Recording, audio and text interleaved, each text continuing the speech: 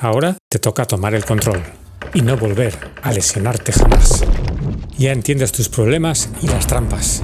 Usa las claves para rendir al máximo.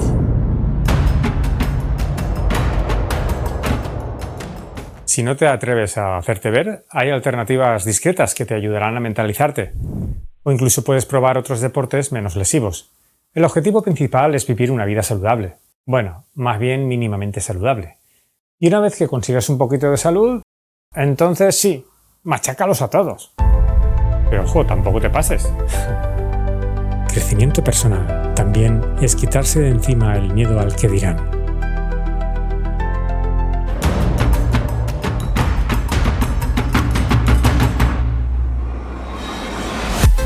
Que también está pues, el tema de la presión de los entrenadores. Ellos mismos lo dicen, tú arriesgas, tu responsabilidad, ellos te marcan una cosa cañera, te dicen que si lo consigues. ¿Y qué pasa? Que en el camino muchos se lesionan, sobre todo por el grupo, querer seguir al grupo. Hablo de entrenamientos específicos por entrenadores más o menos cualificados, no me meto con eso, y que ahí hay pues, mucha competitividad en algunos grupos, otros son más conservadores, pero cuando uno va a un entrenador normalmente es para mejorar marca. Y el entrenador ya va a decirte que tienes que comportar, hacerlo todo bien o te vas a pasar. Y pocos llegan. El que va por marcas estratosféricas, ya sabéis lo que pasa, es un riesgo que luego es muy bonito si lo consigues, ¿eh? Y ahí está un poco también la guindilla, ¿no? Si no hay riesgo tampoco hay gracia. O sea, uno cuando va por una marca extraordinaria, no te creas que si todo el mundo lo consiguiéramos, todos seríamos campeones del mundo. Así es que tiene su gracia, también tiene su riesgo y hay que asumirlo. Mirad qué bonito. Como digo, que no tienen ninguna culpa los entrenadores, pero sí es un motivo de lesión también, en muchos casos, ¿no? El que uno pues tenga un reto muy alto, un reto muy grande. Gadgets, protección y atajos milagrosos.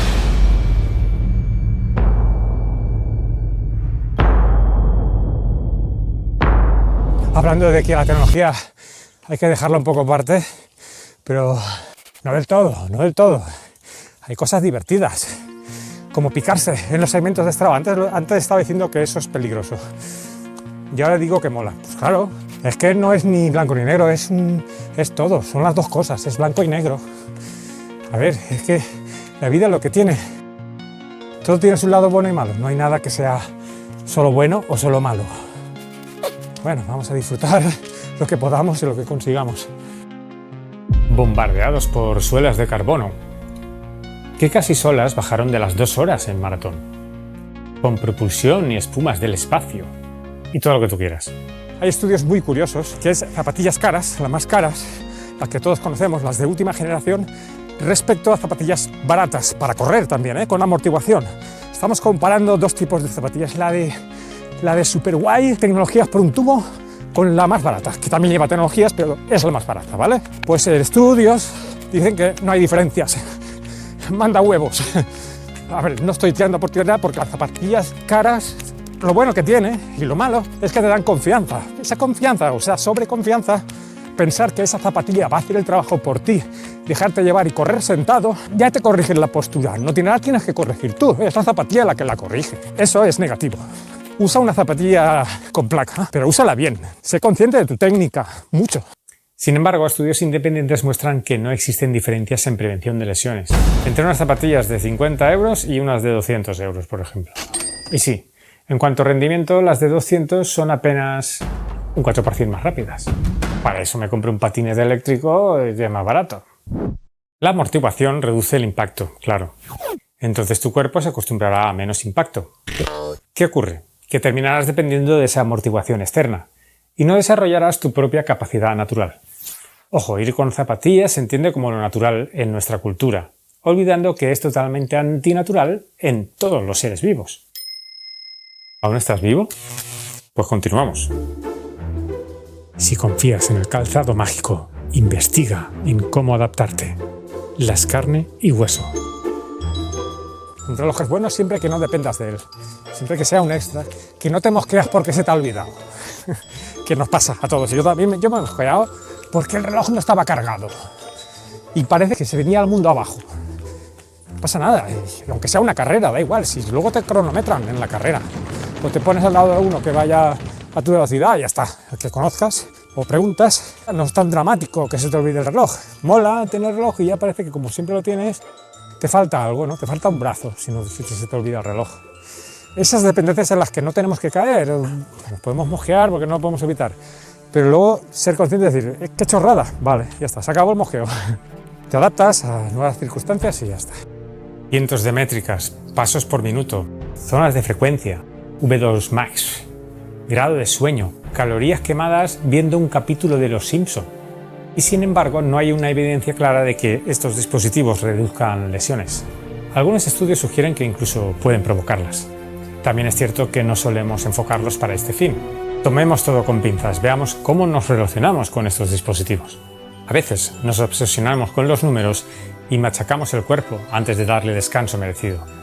Seamos sinceros, ¿por qué no haces caso a la Garmin cuando te dice que descanses 72 horas? Cuando te toca apretar, sí que apretas.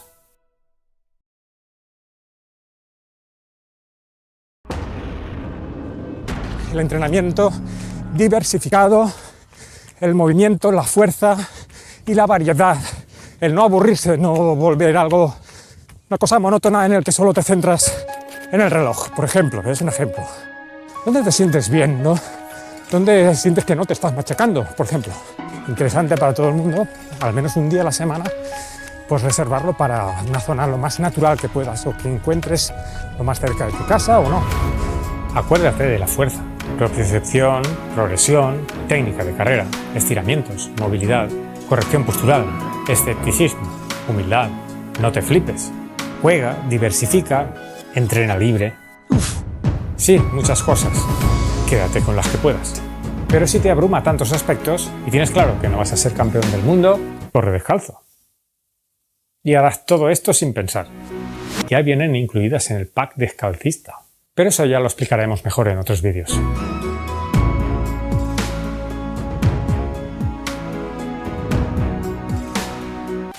Todavía hay mucho por conocer sobre cómo descansar, el descanso. Hay mucho que aprender en ese terreno, ¿no? Que es cuando se repara todo, ¿no? Y es donde se crean las mejoras de los entrenamientos, pero claro, si te pasas no duermes. En fin, es complicadete. Pues ahí hay que meterle energía, un poquito de encontrar un poco del truco, ¿no?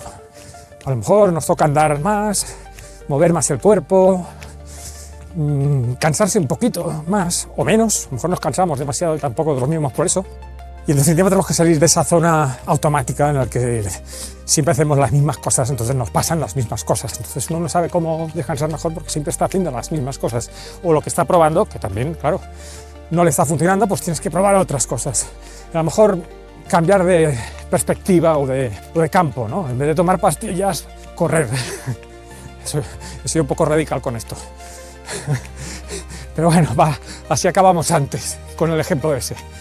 Es una ciencia lo del descanso. Yo, a ver, que yo no soy dormitólogo.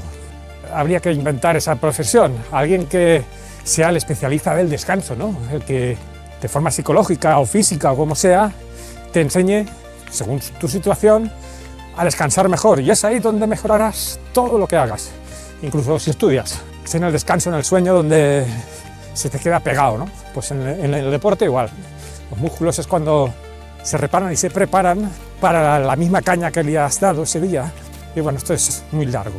Pero si te abre curiosidad, investígalo. Lo más importante, toma cartas en el asunto y hazte responsable de ti mismo. Respeta tu cuerpo y cuídalo. Te lo agradecerás. Previene lesiones. ¿Qué es lo que mejor te funciona? ¿Cómo entrenas para no lesionarte? Coméntanos y a ver si entre todos sacamos algo en claro. Gracias por llegar hasta el final y nos vemos en próximos vídeos. Besitos. ¡Ánimo, abuelas!